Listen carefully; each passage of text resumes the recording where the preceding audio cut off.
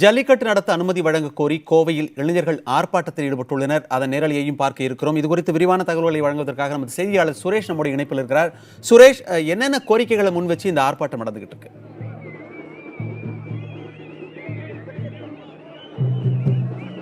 மணிமாறன், கொடிசியா வளாகத்தில் தற்போது நீங்கள் காண்கின்ற காட்சி இதுதான். இங்க இருக்கக்கூடிய இளைஞர்கள் அனைவரும் ஜல்லிக்கட்டுக்கு ஆதரவாக பதாகைகளை ஏந்திவாறு ஆர்ப்பாட்டத்தில் ஈடுபட்டு வராங்க. இவங்க எல்லாரும் ஜல்லிக்கட்டு வேண்டும் என்ற ஒற்றை கோரிக்கையை வலியுறுத்தி இங்க குழுமியிருக்காங்க.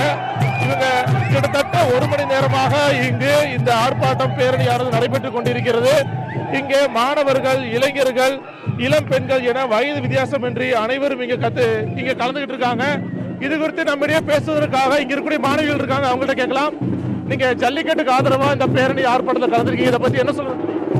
ஜல்லிக்கட்டு வந்து தமிழரோட ஒரு கல்ச்சுரல் ஹெரிட்டேஜாக இருக்கு. ஸோ இப்போ வந்து புதுசாக வந்திருக்க நிறைய ரூல்ஸ் வந்து தமிழர்களுக்கு எதிராக நிறைய வந்திருக்கிறது நம்ம பார்க்க முடியுது. Everyday we getting news and it's very opposite for Tamil people. And இது என்னன்னா, இட்ஸ் நாட் அபவுட் ஜல்லிக்கட்டுன்ற ஒரு விஷயத்துக்காக கிடையாது.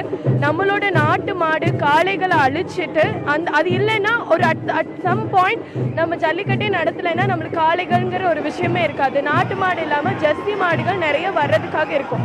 ஸோ அந்த பாலை நம்ம உபயோகித்து நம்ம உடம்புக்கு எடுத்துக்கிட்டோம் அப்படின்னா அது ஃப்யூச்சரில் இன்னும் நிறைய விளைவுகளை கொண்டு வரதுக்கு இருக்கு.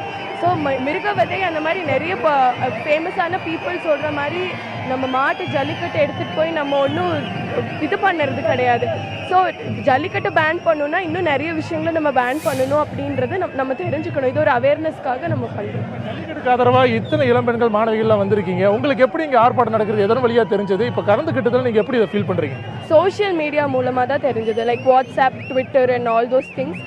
அது மூலமாக எங்களுக்கு நிறைய ஆர்கனைஸ் பண்ணுற மாதிரி பர்டிகுலர் ஆர்கனைசேஷன் எங்களுக்கு தெரியல. இந்த மாதிரி ஆர்கனைஸ் பண்ணுறதா இருக்கும்.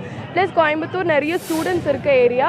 We can easily accessible. இது ஒரு ஆக்சசபிளான ஒரு ஏரியா தான் இருக்கா. So we feeling very happy. ஜல்லிக்கட்டுக்கு வந்துட்டு ஒரு தீர்ப்பு வரதா அனைவர் மத்தியில் எதிர்பார்க்கப்பட்டுச்சு. அந்த மாதிரி சூழ்நிலையில் உச்சநீதிமன்றத்தில் தீர்ப்பு இன்னைக்கு கூற முடியாது, இன்னும் நாங்கள் தீர்ப்பு எழுதி முடிக்கல அப்படிங்கிற மாதிரி கருத்து சொல்லிக்கிறாங்க.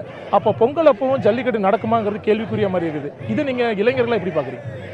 இது தீர்ப்பை ஒதுக்கி வைக்கிறேன் அப்படின்னு அவங்க சொல்கிறதே வந்து அவங்க வேணும்னே இது பண்ணுற மாதிரி தான் இருக்குது. லைக் எப்படியும் பொங்கல் முடிச்சதுக்கப்புறம் ஆப்வியஸ்லி நம்ம பண்ண மாட்டோம் ஜல்லிக்கட்டு.